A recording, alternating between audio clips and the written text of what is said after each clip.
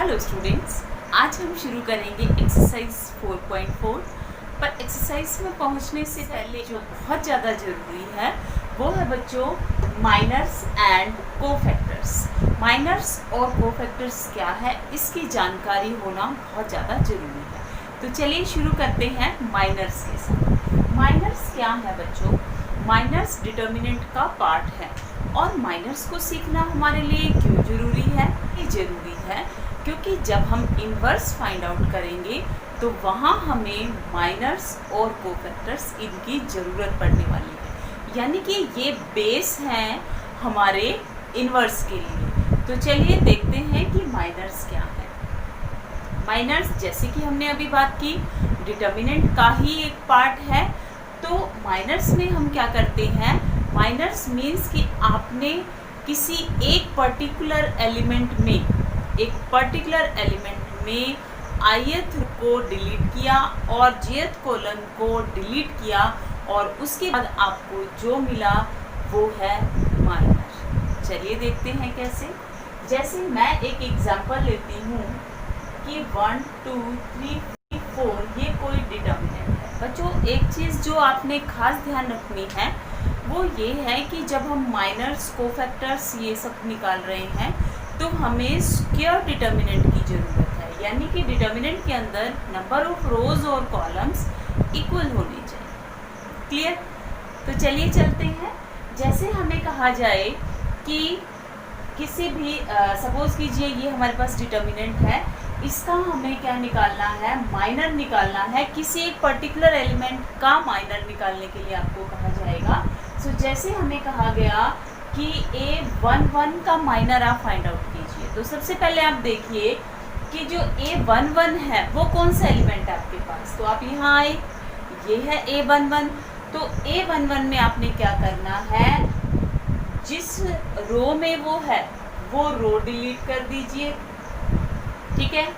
जो कॉलम में वो है वो कॉलम डिलीट कर दीजिए। उसके बाद आपको जो मिला दैट इज माइनर। क्लियर? तो जो माइनर की डेफिनेशन है वो क्या है? वो यही है कि अगर आप ijth एलिमेंट का माइनर फाइंड आउट करना चाहते हैं तो आपने क्या करना है कि जो ith रो है उसे डिलीट कर दीजिए, jth कॉलम को डिलीट कर दीजिए और अब आपके पास जो बचा वो आपका माइनर है। क्लियर? तो ये था हमारा माइनर का कंसेप्ट। नेक्स्ट, अच्छा माइनर में एक चीज़ और मैं बताना चाहूँगी बच्चों, जितने किसी डिटर्मिनेंट के अंदर एलिमेंट्स होते हैं उतने ही उसके माइनर्स पॉसिबल, ठीक है। क्योंकि अगर आपको कहा गया है कि A11 के लिए तो आपने ये किया, अगर आपको कहा जाता कि A21 के लिए कीजिए तो आप क्या करते? ये हो गया आपके पास A12, ठीक है। तो अगर आप A12 से करते तो ये हो जाता और आपके पास आंसर आता ये। अगर A21 से करते तो A21 के लिए क्या होता बेटा कि ये इसको आप डिलीट करते तो आपका आंसर आ जाता है। क्लियर? तो जितने एलिमेंट्स हैं उस डिटर्मिनेंट के अंदर उतने ही पॉसिबल हमारे पास माइनर्स होंगे। क्लियर? चलिए देखते हैं कोफैक्टर्स क्या है। कोफैक्टर्स क्या है बच्चों? कोफैक्टर्स जो हैं वो साइंड माइनर्स हैं। साइंड माइनर्स कोफैक्टर्स आर, जो डेफिनेशन है कोफैक्टर की वो क्या है? दैट कोफैक्टर्स आर साइंड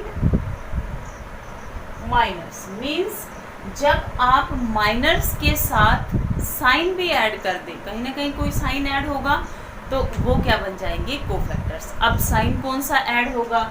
तो साइन देखिए, जैसे आप निकालने जा रहे हैं A11, ठीक है।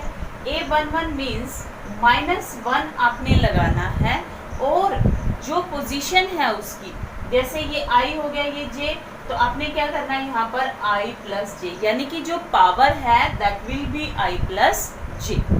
तो ये साइन हमेशा कोफैक्टर्स में ऐड होना है। जैसे एक एग्जांपल लेते हैं बच्चों, मान लो ये आपके पास डिटर्मिनेंट गिवन है और इस डिटर्मिनेंट में आपको जैसे यही फाइंड आउट करना था A21, तो A21 कैसे हो गया? अगर हम माइनर देखें तो माइनर तो 3 है, बट कोफैक्टर क्या होगा, कोफैक्टर में आपको साइन ऐड करना पड़ेगा और साइन क्या होगा, -1 रेज टू द पावर कितना, पोजीशन क्या है 2 1, दैट मीन्स 2 + 1, और ये एज इट इज ये जो 3 होगा वो वैसे ही रहेगा, बाकी कोई चेंज नहीं आएगा, सिर्फ जो कोफैक्टर्स हैं उसमें क्या आएगा कि माइनर के साथ आपको साइन ऐड करना है, और वो साइन कैसे ऐड होगा, -1 रेज टू द पावर जो पोजीशन उसकी होगी उस, ठीक है। तो जैसे यहाँ 3 होगा तो ये जो आपके पास कोफैक्टर होगा वो कितना आ जाएगा, -3। Clear?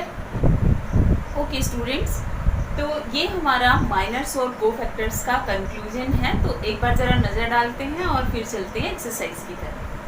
Miners are denoted by, minors को आप किससे दर्शाते हैं बच्चों, ये जो साइन है, ये जो सिंबल है MIJ, कैपिटल MIJ, ये आप यूज़ करते हैं माइनर्स के लिए, और कोफैक्टर्स को किससे डिनोट किया जाता है, A से। सो कैपिटल AIJ ये क्या डिनोट करता है बच्चों, ये डिनोट करता है आपके कोफैक्टर्स को। क्लियर? अब नेक्स्ट हम देखते हैं कि रिलेशन क्या है माइनर्स और कोफैक्टर्स में। तो माइनर्स और कोफैक्टर में रिलेशन ये है कि जो कोफैक्टर्स हैं हमारे वो साइंड माइनर्स हैं, यानी कि माइनर्स के साथ आपने सिर्फ साइन को ऐड किया है, ठीक है।